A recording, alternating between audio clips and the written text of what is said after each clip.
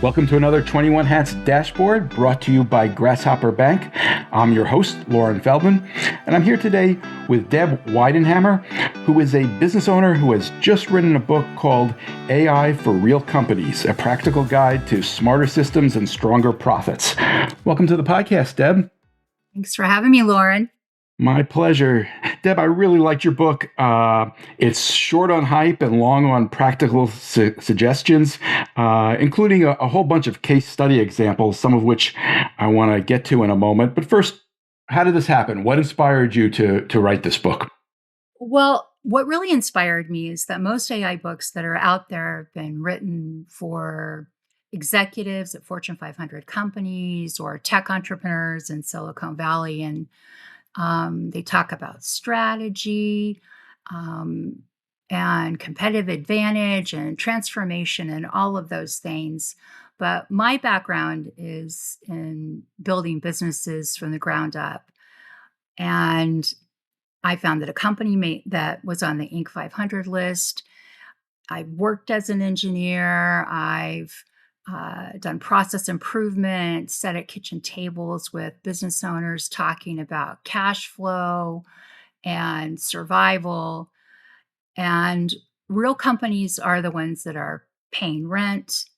They're the ones meeting payroll and trying to grow without going under.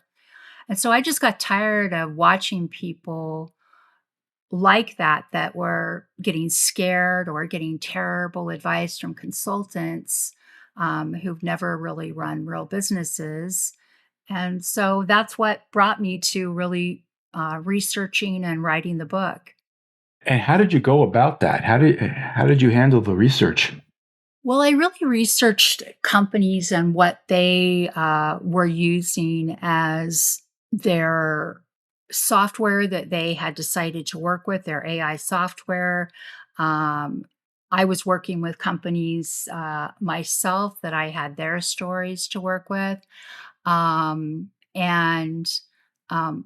so I just took a lot of case studies from different software providers that were really telling about what had worked well with companies that they had worked with, but then also digging into that and finding some sort of what hadn't worked well stories, because that was an important part of discovering the truth to AI as well.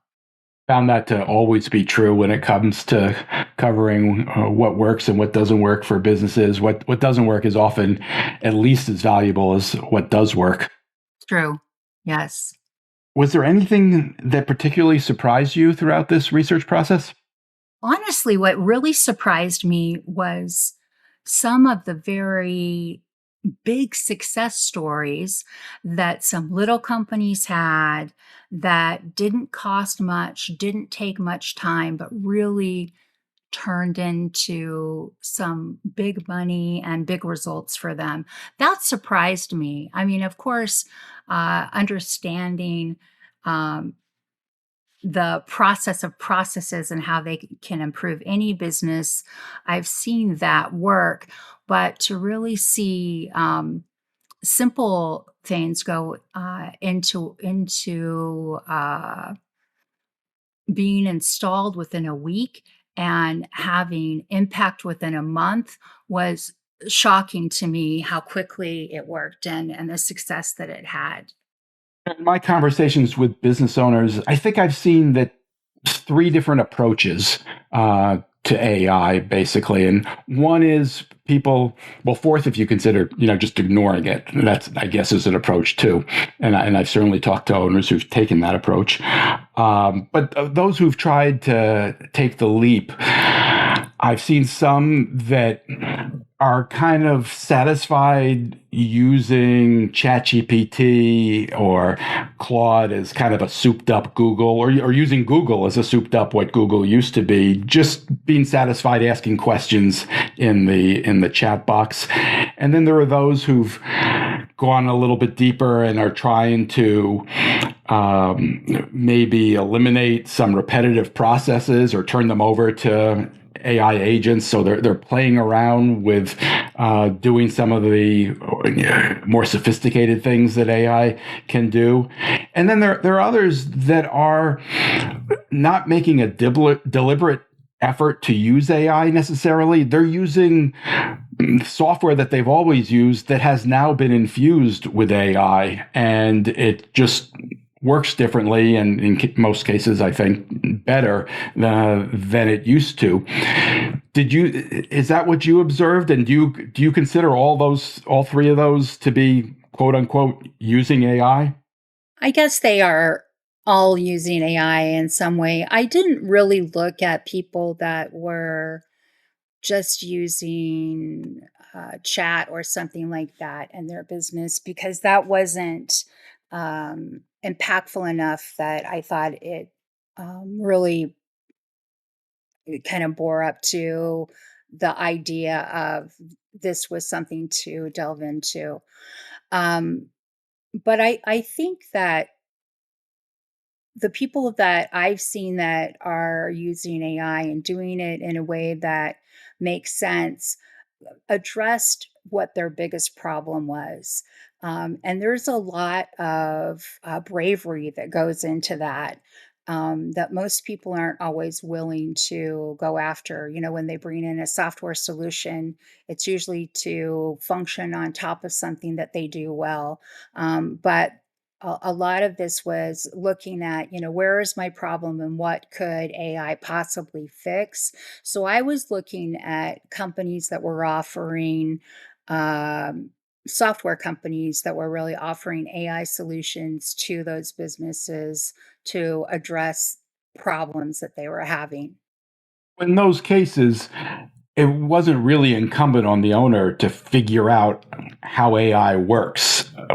What they were really figuring out is how this particular software works. And in some cases, it may have been software they were already using that now has new capabilities, or entirely new software that just is much more capable than anything else used to be that was on the market previously.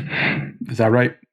Right. Yeah. I absolutely. And I think that that was how most of them started their discovery process and looking for a solution was simply, you know, Googling or using chat to say, what could possibly fix this? And, you know, what are the best solutions that are out there? Most of them started that way. I'm trying to think of someone who used something that they already had plugged in. I mean, there are certainly those solutions that are plugged into like QuickBooks AI and that sort of thing. But most of the companies that I worked with in my book looked for something they weren't working with as to begin with. So it was a new relationship for them. One of the things I liked about the book, and it made a lot of sense to me, and I think you just confirmed it for me as well.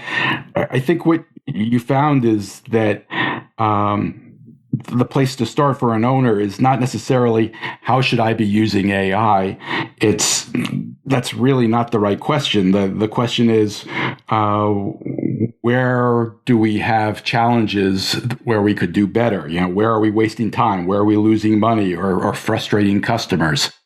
Is that right? Exactly.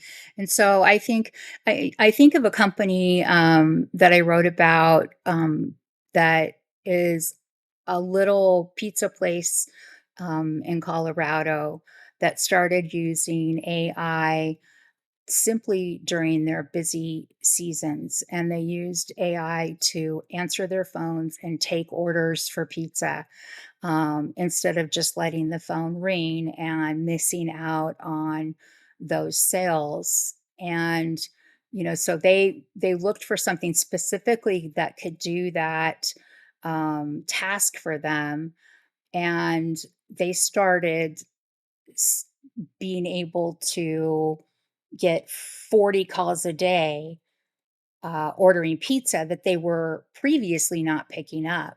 So during their busy time, that was like 3,600 calls.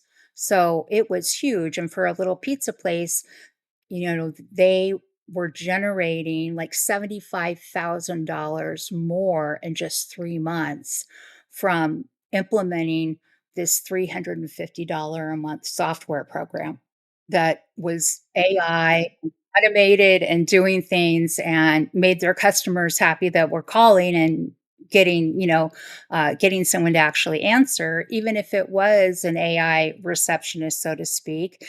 They were able to, leave their order and go pick up a pizza. I'm guessing this wasn't a heavy lift in terms of figuring out how to use the technology. And there's no vibe coding here or anything like that. It's just using a software product that somebody sold to them and I presume helped them implement it. Right, exactly. Yeah. Really a plug and play system. So they didn't even use a tech person to help them implement it. It was that plug and play for their business. There is an interesting question here. I think restaurants do tend to pride themselves on offering high level hospitality. I I think there probably was some awareness there that if they're going to have essentially a robot answering the phone, that could cause a disconnect with their customers. Was that an issue that they dealt with, and did it work out okay? I think it actually made them more personal because they were no longer stressed. The customers that were there in person weren't hearing the phone ring off the hook with no one picking it up. They didn't have that sort of sound of drowning that happens when the phone is going nuts. And they now had time to talk to the customers that were standing in front of them, including the ones that had used the system, but were now there to pick up the pizza that they had ordered. They had time to remember who had come in last week and what they had ordered. And so that's to me really what personal means. So I get that that's a common concern of how customers will react, but it doesn't tend to really be what happens because we all appreciate efficiency and being taken care of. And even if that means that, we're going to have an automated receptionist answer our call. So I'm guessing they didn't get a lot of complaints. No, they really didn't. Quite to the contrary, just a lot of, uh, "Love the new system," "It seems to really be working." They're in Estes Park, and so that's really kind of an interesting situation where during the summer, it's full of tourists, and a lot of their customers are, of course, those tourists, but are also locals, and so they found that it wasn't creating kind of the animosity that often exists between the locals and the tourists who the locals are frustrated that the tourists have come in, messed everything up, and they can't get in a pizza order at their favorite joint. And that really took that away. So in many ways, it ended up being a win-win for everyone. Did they disclose to customers that the customers were now talking to an AI bot, or did the customers just figure that out themselves? Do you know? So they didn't disclose it. I mean, of course, some of their regulars knew what they were going to do. Um, and if you work with this company, you would not recognize that it was a bot other than it doesn't have an attitude. It doesn't get frustrated when you can't remember what that topping is. And of course, it has some great features of knowing your phone number so it knows what you ordered last time. And a lot of times it's just automatically putting that in. Um, so no, it really didn't cause a problem. And it can, if you have an issue, like, hey, my pizza showed up and it's burnt, it's going to push you through to a live person. So it's not just going to try to handle those things itself.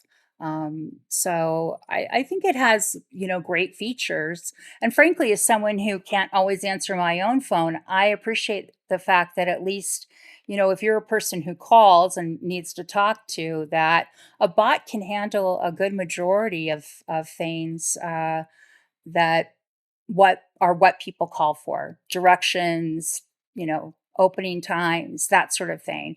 Um, so I think it does a great job in that sense. To talk about another one of your case studies. You profile Martin's Machining, a manufacturing business, where I gather the problem there was they were turning away business because it was just too, I guess they didn't have the manpower. It was too difficult for them to even go through the process of pricing a potential job. Do I have that right? That's right. Yeah. I think, machining is so interesting in the things that it can do, from making a single bolt to manufacturing um, medical equipment. I mean, it does so many different things that are required out of machines. But imagine if you are asking a machinist to make a bolt, and it needs to be a precision bolt, that the time and the math to figure all of that out for one bolt probably is a lot more costly than what one bolt is. And so, that can be really a big problem. And AI took away uh, that part of the calculation. And, so having these machinists, so at Martin's, they have machinists that are extremely experienced. They employ master machinists that have more than 20 years of experience. If I remember correctly, their first reaction was no machine, no computer can know what I know and do this better than I do it. Am I remembering that right? Yeah, absolutely. Yeah. And that's probably true in some ways. But, you know, this, because those setup calculations and all that math that you do before you even cut a single part, it took so long. And that calculating took so long that the job was just not worth doing it. So no one can know what that machinist can know by looking at it and saying, we can't do that job. It is too expensive for us to even touch it. And so they were leaving all this money on the table by saying no to so many jobs. And so he brought in an AI assisted CNC program that does that complex math part, and does it in minutes, does the setup calculation that used to take hours. Um, and and here's this thing that nobody talks about, which is that same skeptical machinist, the one who had said, a computer can never understand their work, started running jobs with tolerances that would have been rejected before. So he was using the AI to do the math, then making judgment calls that really mattered. So, um, and making sure that the right tools were in use, making sure the quality is there, and knowing when something that was made felt off. So in that case, nobody lost their job at Martin's, um, and the craftsmen just sort of became craftsmen with better tools. And so that's what I mean by AI amplifying what people kind of already do well. At Martin's, they didn't become less of craftsmen. They became craftsmen who can tackle jobs that were technically possible but financially impossible before. Do you know, was this AI assisted CNC programming software something designed specifically for somebody doing machining, or Yes. it was? Mhm. That's a very specific use case. It's interesting that they can make money serving just that part of the market. Well, I think when it comes to sort of CNC programming out there, there's a lot of CNC programming that's used in a lot of different applications. And so it applies across several different, from manufacturing to machining to drafting. There's just a lot of different places where it applies. But yeah, I found that really interesting is how many companies, software AI companies, have created specific applications for other businesses that really work, and you know are solutions that are thoughtful and really entrenched in the industry that they address. You know how expensive the software was and what the ROI might have been like? I mean, I imagine, we were talking about the pizza place and answering the phones. If somebody's selling something to a restaurant where the margins are notoriously thin, I'm sure that any product like that is priced so that the restaurant can handle it. This is, I imagine, more complicated, more difficult, more expensive. How big a deal was it for the owner of the company to figure out how long it's going to take for this to pay off? So, and that is a little more complicated and also a little more, certainly more expensive than what Poppy's was using for their pizza. Um, so it runs about $400 a month per machinist. So it's a little, definitely a little more pricey. Um, and their setup costs were around $90,000 to get everything kind of in place and implemented. Um, but I think that, for them, the ROI was harder to quantify. Their sales increased by about 23% the first year they had it in place. Um, and that was really the number that they ended up looking at instead of anything else, because it was really the only number they could thoughtfully measure. But that's a big deal. And were they pleased? Was that sufficient to convince them that the project? Absolutely. Yeah. Yeah, absolutely. And I think the other thing is that whenever you're using something like AI for CNC, it also is double checking all of the calculations. And so you're not making expensive mistakes like you were prior to having an automated CNC system. And when it comes to certain machining, depending on the raw material that's involved, if there's a calculation that's off and you make a part wrong, it can be a very costly error. And so this put a stop to that too, of any expensive mistakes. Not a common thing to happen, but it stopped any of it happening, and so that was really good. And so they weren't having issues of not being able to deliver when they had promised, delivering to a customer of theirs, and really hitting the mark for all of their work, as well as taking on the work that they had been sending away. You made the point in describing this that nobody lost their job as a result of the implementation of this software. I'm curious, in talking to the owners you talked to what extent was that their goal to maintain all of their current employees, or were some looking for ways that they might be able to save on labor? And was that part of the motivation for trying these projects? Yeah, so no one shared with me that that was their ultimate goal. And I think for most of us that have been employers, um, we're trying to save the jobs of the people that work for us. The number one thing that most companies worry about is making payroll. And so, that is definitely a focus. And um, many employees felt like the reason that their boss would be looking at bringing in an AI project was to replace them.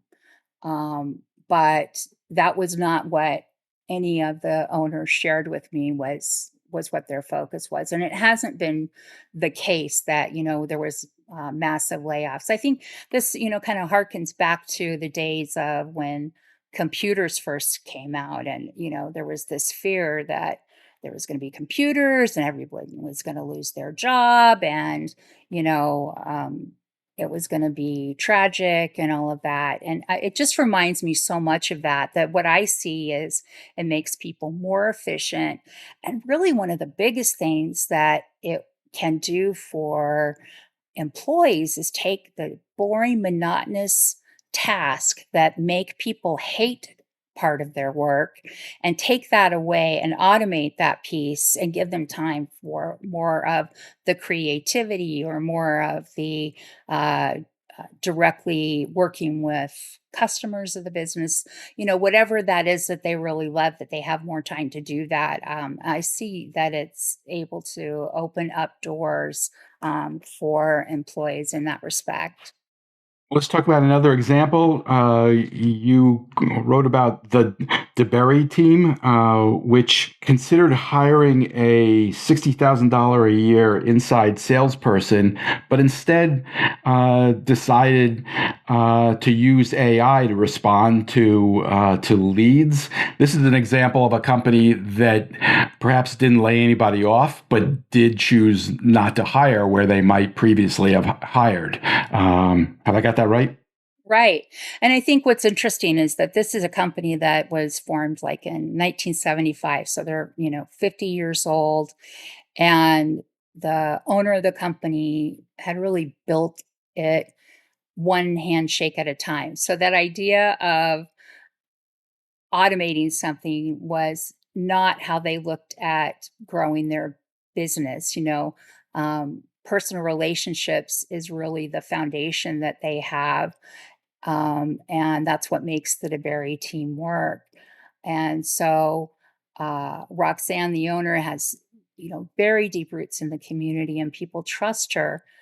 And her son joined the company, and he came in as a marketing manager, and he sort of brought in these fresh eyes to something that had been bothering them for years, which was that there's this expectation in real estate now that you get back to a lead within 2 minutes. Um, but this team operates much leaner than that. They have two buyer agents, one seller specialist, four support staff, and that's it. So, seven people are trying to cover everything. So, all their leads that were coming in from Google and Facebook at 11 o'clock at night, nobody was answering. uh, these people are asleep, and the leads were growing cold, and they lose customers that they never even knew that they had. So it was costing them real money, and they could feel that, but didn't have a solution of something to do about it. What, I don't think you can really put something in a job listing that you're looking for someone to answer the phone possibly between 11 p.m. and 6 a.m. maybe. And so Overseas. well, there you go, exactly. So Larry had looked at hiring an inside sales agent to handle those leads, and obviously the math didn't work out. It was about, as you said, $60,000 in salary. So, and that was without benefits or training or all of the other expenses that go along with that. Um, and so they brought in a company called Structurally, which is an assistant that is designed specifically for real estate leads.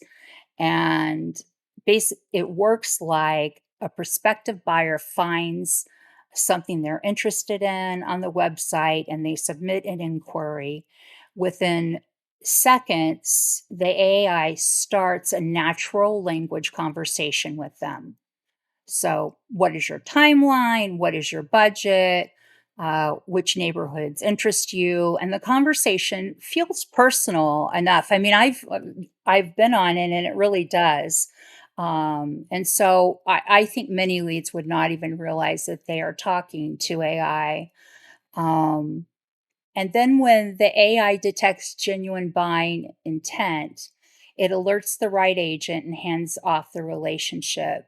So cold leads, they stay automated and have drip sequences until they warm up. Um, but warm leads are passed on. And so, it was what they added to their team instead of bringing on, someone who was 5,000 a month. This is like 400 a month. And I'm sorry, it's about 500 a month. Um, and in 16 months, they had 1,200 leads from that, over 15,000 messages, and more than half of those leads came in after business hours. So, um, those leads would have received 0 response under that old system. So really 600 leads that they were able to handle through this system, and their Why are people engagement. calling their real estate agent in the middle of the night? I'm curious. Do you know? I have a friend that's a realtor, and people do call in the middle of the night because it's when they have time to sit down and start looking at houses. And so I think it's just interesting, but yeah, people really do. Um, but the engagement rate that they had was 40%, which is just, those numbers are huge. So that's roughly 4 times what most real estate teams achieve with traditional follow up. So pretty amazing. That is impressive. I mean, I could go on about their numbers. They had 101 qualified leads that were handed directly to agents. I mean, for a team of 7, really 3 agents, that's huge. I mean, that's a lot of leads. And each one already had a vetted timeline, a budget, property preferences. So you're able to get back to that person and say, "Here, I have a list of properties for us to go look at. Let's set up a time." It is impressive. It does make me wonder, though, about predictions that this isn't going to cost anybody a job. I mean, clearly, in this case, it's, people aren't being hired as a result of this. And you can imagine at another agency where maybe there are more agents, being able to operate this efficiently would allow them to reduce staffing, the support staffing. I'm curious, doesn't that make you a little bit skeptical of the predictions that this is going to help people be more efficient but not cost them their jobs? So I think that it goes back to the idea that I don't think you were going to bring on a lot of people at 11 o'clock at night to work the 11 p.m. to 6 a.m. shift. And those leads were really just kind of being lost in the process. But of course, I think that there's some efficiencies here, but I don't know the answer to that. I mean, my crystal ball broke yesterday, so I really don't know, Lauren. Fair enough. But right, but I also think there's a fear that is being put into people that seems unnecessary. For AI to really take over, it has to be able to um, take over systems that are run so well that it can duplicate those. And one of the things that I see that's really an issue for most businesses, whether they're a small business or a corporate business, is that their systems are not well designed and not well thought out. And if you give that to AI still just breaks it. And so there's not really a good uh, way for AI to take over a broken system. You know, I'm not a car mechanic in any way, but if you have a timing belt and um, you take a wrench to a pulley and you hear that timing belt sort of screech and not move, it starts to seize up. Um, to stop doing anything and to get things fixed. But if you turn the engine on in that for that timing belt, and it begins to move that pulley quickly, it breaks everything and your whole engine seizes up and it's broken. And that's really what AI automation can do to bad systems. In the couple of minutes we have left, I want to ask you, if somebody's listening to this, somebody's read your book, they're inspired and they want to do more with AI, what would you suggest? Say I own a $3 million company with 20 employees and I've played around with ChatGPT, but haven't really. Yeah. So I think the first thing to really look at is to use chat and to ask chat, what have people in my industry used AI to accomplish that has made a difference to their bottom line? And see what it comes back with and see if any of those um, issues actually touch on something that is bothering you, and that you think that you could do better. Um, I think the people that I've seen that have been successful with AI have been where the owners have been the champion of the AI. And let me be very clear, that does not mean that they're the tech gurus of it or that they understand exactly how it works, but they are the ones that are cheerleading and staying on top of the AI system, going into um, implementation, and they're asking the hard questions. They're running the budget or overseeing that the budget's getting run. Um, and they are really the lead. And so that needs to be where you as a business owner position yourself, is to be the one who is going to answer the hard questions with employees who are worried that you're trying to replace them. Um, and to also deal with customers that are concerned, why are you doing this? You're not going to be my main guy that I talk to anymore. How could you have a robot answer the phone?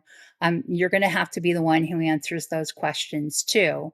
um, Why is that better, Deb? Owners obviously have other responsibilities. Why wouldn't it be better to designate an employee to be the person who's in charge of implementation?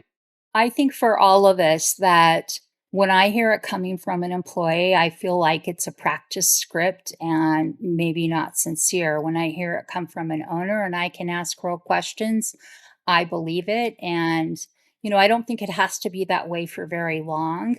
But I think certainly the owner needs to be able to answer those questions, and uh, answer them thoughtfully, and truthfully, and be able to deal with some of the hard things that come from people who will say, a customer who says, I'm never going to do business with you again then if you do that. And that's okay. Sometimes we change systems and people don't want to do business with us. But if we're going to try something because it makes a difference for our bottom line or for the services we're able to offer to everybody else, then we make those decisions to do those things, and we have to be able to stand behind it. So that's why I think it's important that the owner is able to do that. Certainly, uh, as someone who hates confrontation, I would love to pawn that off onto an employee, but I think you have to be able to answer it yourself and be willing to do that. Deb Weidenhammer is the author of AI for Real Companies, a practical guide to smarter systems and stronger profits. Thanks for taking the time, Deb. I really appreciate it, Lauren. It was really great to talk with you.